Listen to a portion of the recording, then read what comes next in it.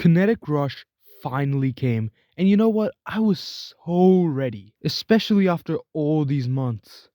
And yes, I recorded this part because I thought it would make me look like a real professional, which I'm obviously not. Anyways, on to the video.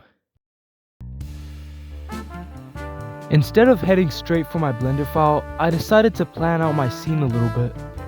This of course was to help me come up with a more coherent idea and also get my creative juices flowing. After a few different ideas, I finally managed to come up with something that piqued my interest. It was basically about this guy who is running through a secret lair, then he does some cool parkour moves, and finally, he smacks that robot in the face. From there I started work on my Blender. I'm just kidding. I didn't just choose one concept, I chose 3. Then I sketched out each of them on Fire Alpaca to get the general vibe of each concept. I really liked the aesthetic of a steampunk scene, so I decided to go with that. And from there I started work on my Blender. I'm just kidding. Again. Before that, I decided I would make a few concept sketches of a character design that I had in mind. And then, for real this time, I started work on my Blender file.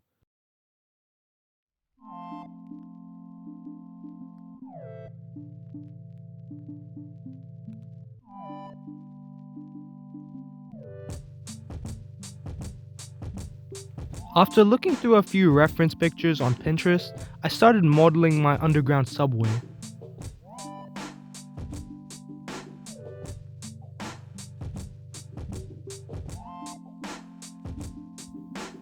For the stairs, I made one stair, and then I used an array modifier to make multiple, and then I added a displace modifier to make each of the stairs look unique.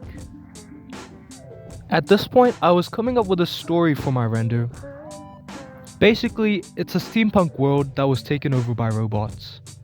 Each robot has a steam rock inside of it, and this steam rock provides infinite power for the robot.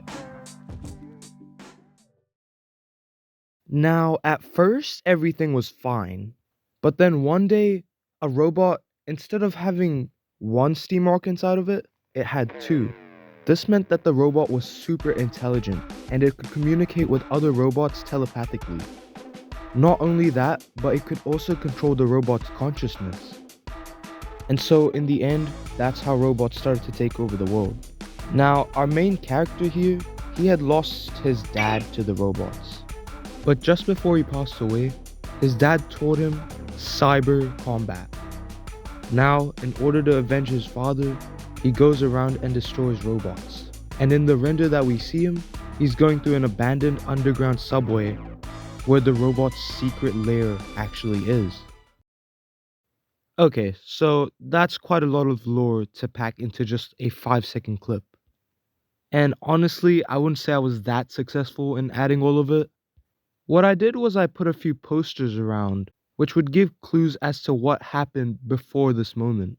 But, you know, after YouTube compression and everything, I don't think it's very readable. So I probably should have considered that a little bit more. Anyways, for the robot, it was really quite simple. All I did was create a cylinder, rotate it on its side, cut it in half so I could use the mirror modifier, and then add details until I thought it looked quite nice. After I finished the robot character, it was time for me to make the human character. And I'm not gonna lie to you, I was, first of all, scared as heck that I was gonna have to sculpt a whole new character and then re-topologize that whole character so it could actually be usable in my animation. But then I realized I already have a perfectly good character model right here. So instead of wasting my time, I decided to change a few things about the character that I already had. Now there were a few weird creases and stuff in that model, so I did have to tidy that up a bit. But other than that, I feel it was a huge save of time, especially because I still have schoolwork to do alongside this. Now it was time for me to work on the clothes, and for the most part, it was pretty easy. All I did was select a few faces from the model, separate it into its own object, and add a solidify modifier for thickness. The hard part was adding a cloth simulation to just one part of the clothing. All I wanted to do was make the end part of the coat flap a little, and boy did I underestimate how hard that would be. I kid you not, I spent 10 whole hours total just working on the cloth sim. First it kept curling into itself until it was a glitchy blobby mess. Then it wouldn't collide with the character even though I added collision to all parts of the character. Then the cloth just wouldn't cloth, and I was literally about to give up.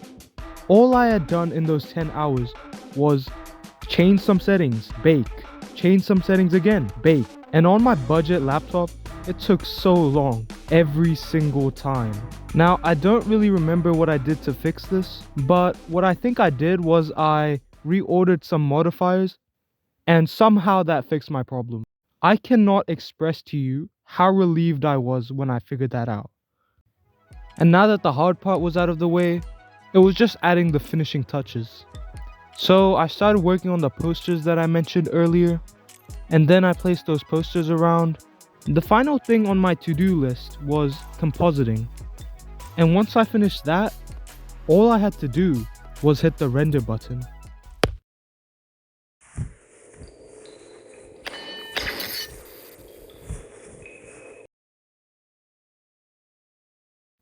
Hey guys, thanks for making it to the end of the video. If you have any suggestions for improvements, I would really appreciate it. Just write it down in the comments. Also, if you guys want to see similar stuff to this, then make sure to subscribe and hit the like button if you enjoyed the video.